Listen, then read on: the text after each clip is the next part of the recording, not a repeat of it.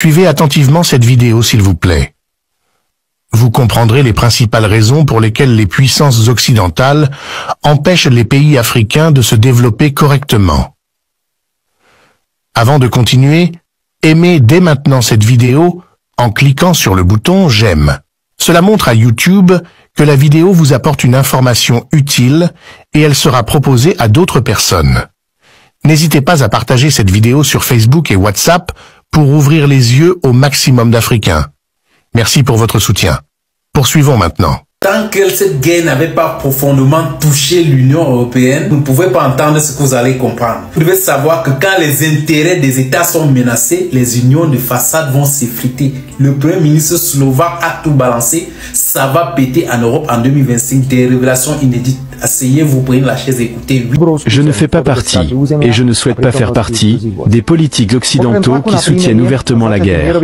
Je ne serai jamais d'accord pour affaiblir et diviser la Russie au nom de prétendues ambitions géopolitiques, et pour que des Slaves se tuent entre eux. Il est incompréhensible pour moi que le président ukrainien refuse toute idée de cesser le feu. Il est incompréhensible que la direction politique de l'Ukraine entraîne le pays dans une catastrophe, car la position de négociation de l'Ukraine se détériore chaque jour, et l'Ukraine va payer un prix énorme pour cette aventure occidentale sous forme de pertes territoriales et de la présence de troupes étrangères. Outre la pression pour un cessez-le-feu et pour l'initiation de négociations de paix, nous proposons également la Slovaquie comme pays approprié pour organiser toute négociation de paix à tout niveau. En reconnaissant la Slovaquie comme un pays souverain, des négociations pourraient se tenir à un niveau comme celui des ministres ou des parlementaires des nations concernées. J'en ai discuté avec le président russe Vladimir Poutine, et je salue sa réponse positive. Je fais et continuerai à faire une politique étrangère slovaque souveraine, orientée vers toutes les parties, tout en respectant pleinement les engagements que nous avons, notamment en raison de notre appartenance à l'UE et à l'OTAN. Si vous suivez mes activités diplomatiques et mes déclarations, vous pouvez voir que nous sommes un petit pays, mais extraordinairement actif sur la scène internationale, fondé sur les principes du droit international, d'une non-ingérence dans les affaires internes des autres pays, et du respect des chemins que chaque nation choisit pour gérer ses affaires internes. Personne ne changera cela. Ni les cris des caféistes de Bratislava, ni les médias libéraux agressifs, ni la scène politique tchèque, qui de plus en plus, et de manière inappropriée, s'immisce dans nos affaires internes souveraines. Ainsi, si quelqu'un nous demande d'organiser des négociations de paix en Slovaquie concernant le conflit russo-ukrainien, il peut compter sur notre hospitalité. Permettez-moi de revenir sur les échanges que j'ai eus avec le président ukrainien Zelensky lors du sommet de l'Union européenne. Une réunion privée a eu lieu, pendant laquelle les téléphones des participants ont été confisqués. Mais malgré cela, le président Zelensky m'a attaqué lors d'une conférence de presse publique, informant l'opinion publique de notre conflit. Il a continué sur les réseaux sociaux, avec encore plus d'arrogance et d'impudence. Monsieur le président Zelensky, je comprends la pression à laquelle vous êtes soumis. Je comprends que, pour des raisons politiques et de pouvoir, l'Occident vous donne pratiquement tout ce que vous demandez. Mais je ne suis pas votre subordonné, ni votre serviteur, et je ne suis pas obligé de ne faire que vous aider sans attendre rien en retour. Je tiens à remercier la vice-présidente du gouvernement, Denisa Sakova, ainsi que la direction de l'industrie gazière slovaque et d'autres encore, qui ont tout mis en œuvre pour que nous ayons suffisamment de gaz à des prix raisonnables en 2025. Il est déjà connu que le gouvernement a décidé de maintenir les tarifs du gaz et de l'électricité au niveau de cette année. Mais les bonnes nouvelles s'arrêtent là. Le président ukrainien Zelensky a annoncé lors du sommet à Bruxelles qu'à partir du 1er janvier 2025, l'Ukraine ne fera plus transiter de gaz sur le territoire slovaque. Selon lui, peu importe le type de gaz, il sera toujours considéré comme du gaz russe. Nous avons toujours proposé la possibilité d'acheter du gaz à la frontière russo-ukrainienne et de demander à l'Ukraine de le transporter en tant que gaz slovaque sur notre territoire. Mais Zelensky a rejeté cette idée.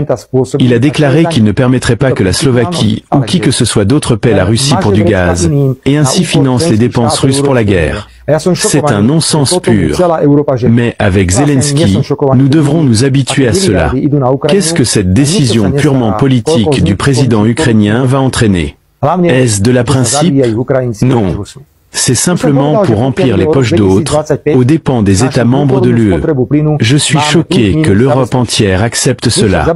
En fait, je ne suis même plus choqué. Quand je vois des milliards d'euros envoyés en Ukraine sans que personne ne se soucie de combien de ces fonds finissent dans des mécanismes de corruption. L'essentiel, c'est que les Ukrainiens et les Russes se tuent entre eux. J'ai déjà dit que pour 2025, notre consommation interne de gaz est quasiment assurée. Mais nous assurons également le transit du gaz russe vers l'ouest, ce qui génère des revenus pour l'industrie gazière slovaque à hauteur de 4 cents à 500 millions d'euros par an. Si le président Zelensky arrête le transit à partir du 1er janvier, ces revenus disparaîtront. Lorsque je l'ai informé lors du sommet à Bruxelles, il a proposé une offre corrompue devant tous les premiers ministres et chefs d'État de l'UE. Il a dit que la Slovaquie pourrait recevoir ses 500 millions d'euros, mais pas de ses propres fonds ukrainiens, mais plutôt de fonds russes gelés. Et cela, à condition que je soutienne l'entrée de l'Ukraine dans l'OTAN. J'ai immédiatement rejeté cette proposition. Je tiens à préciser que je ne suis pas le seul à être contre l'adhésion de l'Ukraine à l'OTAN, mais aussi d'autres pays qui sont en processus d'adhésion à l'OTAN et qui sont bien plus importants que le Premier ministre slovaque. La perte d'environ 500 millions d'euros pour la Slovaquie n'est que le début des pertes causées par la décision de Zelensky d'arrêter le transit du gaz russe. L'arrêt du flux de gaz par l'Est va créer une pression pour augmenter les prix du gaz dans toute l'Europe et va également entraîner un besoin d'importer du gaz de plus loin. Selon des estimations qualifiées, cette décision de Zelensky coûtera à l'UE environ 50 milliards d'euros en 2025 et 2026 pour le gaz, et 70 milliards d'euros supplémentaires pour l'électricité produite à partir de gaz. En tout, l'Europe paiera un incroyable 120 milliards d'euros pour l'arrêt du gaz russe en Europe, qui passait par l'Ukraine puis par la Slovaquie vers d'autres pays européens. Il y a des avertissements sérieux concernant la réduction de la compétitivité de l'UE par rapport à d'autres régions du monde, car l'augmentation des prix du gaz affaiblira encore l'économie européenne. Ce sont des réflexions qui devraient occuper en particulier nos amis allemands. Avec l'arrêt du transit du gaz russe, l'Ukraine perdra 800 millions d'euros en droits de transit, ce qui est dérisoire par rapport aux dommages subis par l'UE. Je comprends que le président Zelensky puisse facilement jeter presque 1 milliard d'euros à la poubelle, étant donné qu'il reçoit des dizaines de milliards pour financer ses dépenses militaires, mais aussi pour le fonctionnement élémentaire de l'État, comme les salaires et autres. Je rajoute que la Slovaquie sera bientôt confrontée à une hausse des prix du gaz, car après l'arrêt du transit ukrainien, lorsque le gaz viendra de l'ouest ou du nord, nous nous retrouverons à la fin de la chaîne d'approvisionnement, et non au début, comme c'était le cas jusqu'à présent. Mais qui se soucie de la Slovaquie, n'est-ce pas, monsieur Zelensky? Lorsqu'il vous faut quelque chose pour ne pas geler en hiver, vous criez à l'aide. Alors, chers collègues Premiers ministres, chers présidents des États membres de l'UE, l'arrêt du transit du gaz russe par l'Ukraine n'est pas un simple geste politique vide. C'est un geste extrêmement coûteux que nous, l'UE, allons payer. L'UE paiera environ 120 milliards d'euros de plus en 2025 et 2026 en raison de la hausse des prix du gaz et de l'électricité. Notre compétitivité va encore chuter.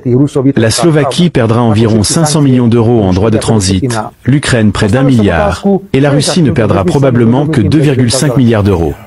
Voilà ce que nous appelons punir les Russes. La vérité est que, comme toutes les sanctions, cela nous nuit avant tout. J'ai posé la question, pourquoi cette décision absurde du président Zelensky? Si l'on regarde les pays qui profitent le plus de la réduction de la dépendance de l'UE au gaz russe, la réponse est simple, en particulier les États-Unis. À ce sujet, merci, monsieur Zelensky. J'ai aussi lu aujourd'hui que le président élu des États-Unis, Donald Trump, a déjà demandé à l'Europe d'acheter encore plus de gaz et de pétrole des États-Unis pour équilibrer la balance commerciale. Sinon, il imposera des tarifs douaniers plus élevés à l'UE.